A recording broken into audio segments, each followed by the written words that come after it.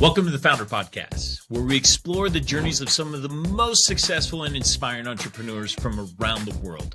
I'm your host, Chris Lee, a serial entrepreneur with a passion for building and growing businesses.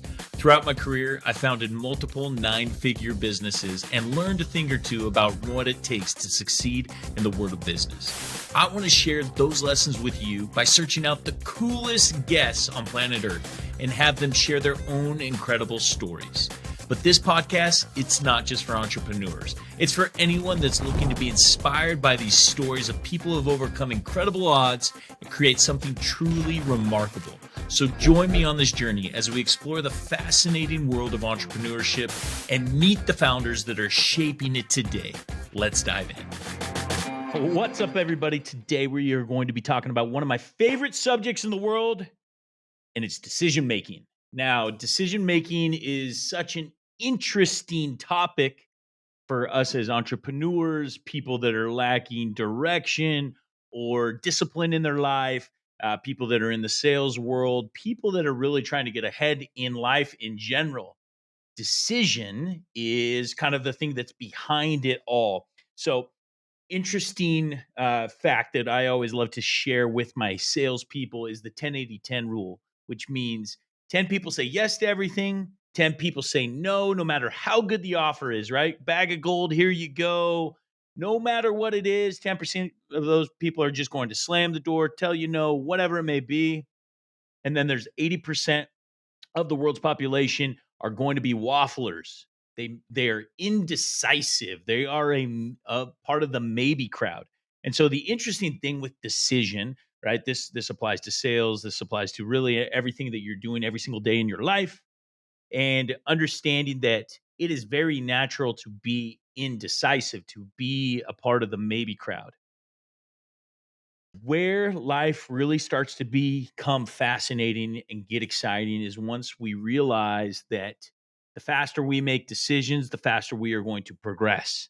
Now, that doesn't necessarily mean that you're going to make the correct decision, but that just you are a efficient decision maker. And as you become more efficient in your decision making, you're actually going to surround yourself and influence others to be faster in their decision making. Now, why is decision making so important? Well, one, nobody gets anywhere when they waffle. One of the things that I will show my salespeople is our goal as salespeople is to help get a decision. It doesn't mean whether a yes or a no. It can be really anything. And whenever somebody hasn't made a decision, they are sitting on the fence. I'm going to draw a little thing. Okay, imagine a picket fence like this. Okay, and one side is yes, the other side is no. Okay, we got that? Now, yeah, it's going to be a little graphic here. When somebody is sitting on the fence, it's really uncomfortable, right? Indecisive people are uncomfortable. It's not a great position to be in.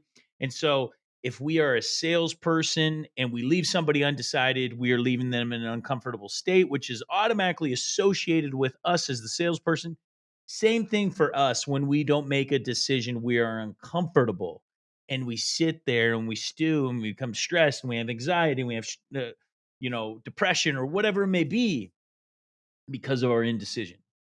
The interesting thing enough is that you are better off making the wrong decision quickly and being able to learn from that than you are not to make a decision at all. Because if you quickly decide that the decision that you made was incorrect, right? You go, you make a decision, and you're immediately hit with the consequence, right? Something bad happens, it doesn't turn out, you launch a business, whatever it may be, right? You suffer the negative consequence from it.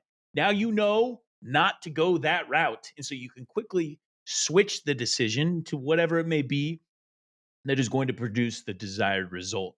And so, understanding this, that it is way better to make a decision or get somebody to make a decision than no decision is made. And so, interesting enough, when you talk about the 10-80-10 rule, let's apply it to sales now. Okay. So when we talk about the 10-80-10 rule, right? So I'm going to draw it out right here. So we got 10% of the population, 80, 10. Okay. And you put it into thirds. And for those that are just listening, I just put a graph across the top. You got 10, 80, 10. Okay.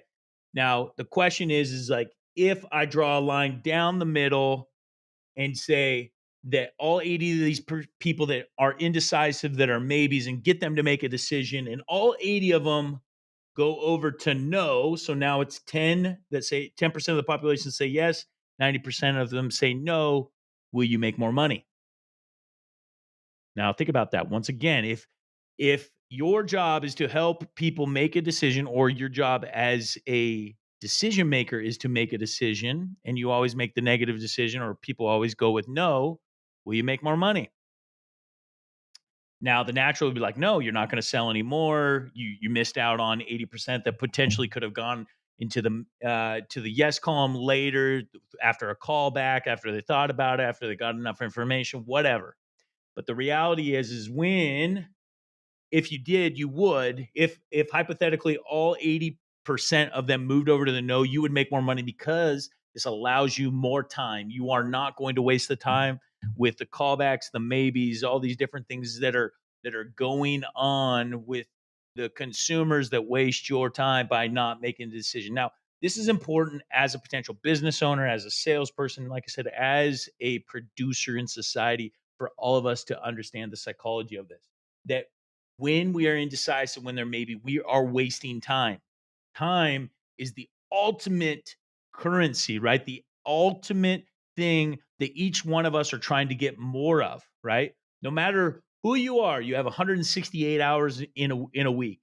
Warren Buffett, Chris Lee, whoever may be, Elon Musk, we all have 168 hours. So how do I become most efficient, take advantage, and not waste time?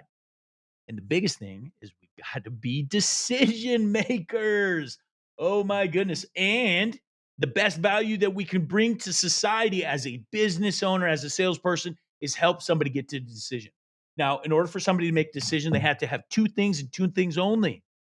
One is trust, right? And there's two different forms of trust. Okay. And the easiest way to think about this is trust your grandma. Okay. So I'll ask you this question: do you trust your grandma? And you, of course, you're gonna be like, yeah, of course, I love my grandma. I trust her. She's awesome. She always takes care of me, or she was a phenomenal person, or whatever. And then the second question is, do you trust your grandma performing open heart surgery on you? Wow, absolutely not, right? So you have trust of character, trust of skill. Okay. Those are two different types of trust. And in order to get someone to make a decision, you need both. Okay. The way that you get trust or character, you tell the truth. If somebody can see what you are doing is deceiving them in any way, they will not trust you. The second one is trust the skill, right? How confident are you? How much information are you able to provide? Are you able to answer other questions? Whatever it may be, right? That is trust of skill. You have to have both forms of trust in order for somebody to make a decision. Same thing, that's what you're looking for. Okay. When you are going to make a decision, you got to say, okay, do I trust that I have all the information? Do I trust the person that I'm deciding around, or whatever it may be? Second one is, do I have enough information? Enough is an interesting word. Enough is right in somewhere in the middle. It's not too little. It's not too much. Okay. Usually, what happens in sales or whatever it is, our own lives, is we consume too much information. Right. We give the person that's trying to buy our product too much information, which naturally confuses them. And a confused buyer is not one that will make a decision, because a confused buyer now has all these questions that they didn't start out with, that they need to go and now get answered. Okay. You created those questions in their mind. Same thing for you. When you go and you analyze all these things that you really shouldn't, you get too deep in the weeds, and you give yourself so much to think about that it gives you analysis paralysis, and you don't make a decision. Okay. So that's too much information. Too little information, when you go to close the deal, or when you go to move forward with a transaction, they will ask more questions, right? If they do not have enough information. So, once again, as salespeople, as business owners, as consumers, typically we err on the too much information, and we really, really mess things up. And a confused buyer will never, ever, ever, ever tell you that they're confused. They don't want to admit it, right? That their ego, their pride, they're just going to be like, oh, I need to think about it. I need to pray about it. I need to talk to my accountant. I need to do this, this, this, and this. And it's because, man, I was given way too much information. I didn't realize I need that. Like, for example, in a solar sale or whatnot, like we give them too much information about the product, photovoltaic, monocrystalline versus polycrystalline, the different types of inverters or whatever it may be, right? And so when we do that, it causes the person is like, well, dang, I just thought I wanted to go solar. I didn't realize I need to know all the product information. I didn't need to know this, that, and the other, right? I love using that accent. It's my favorite one. I lived in Oklahoma for a while, and I love a good Southern draw or Midwest draw. So, and so once again, when somebody is confused, they lack the confidence to make a decision, and they will definitely not tell you that they're confused. They'll just cover it up with whatever lame excuse.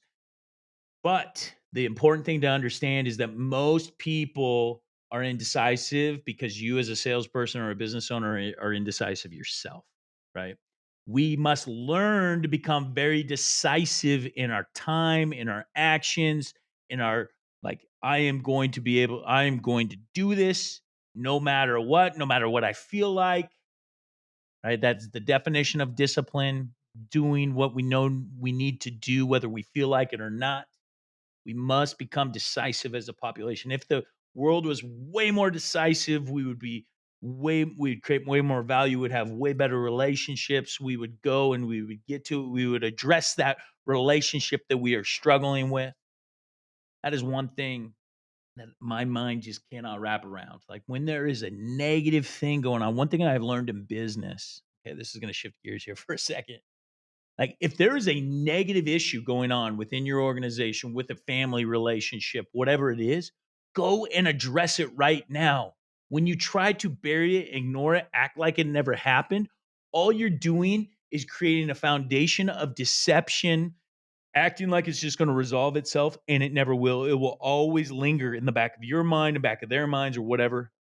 Get after it. Decide to go and address it. Do the hard things, address the pain today. You've heard me talk about before that the goal is to experience as much pain now so that I can experience real fruit and lasting fruit later versus experiencing the fake fruit now that is just fleeting and gone, and then going and experiencing real pain later that is lasting and enduring and whatever. And this applies to fitness, everything.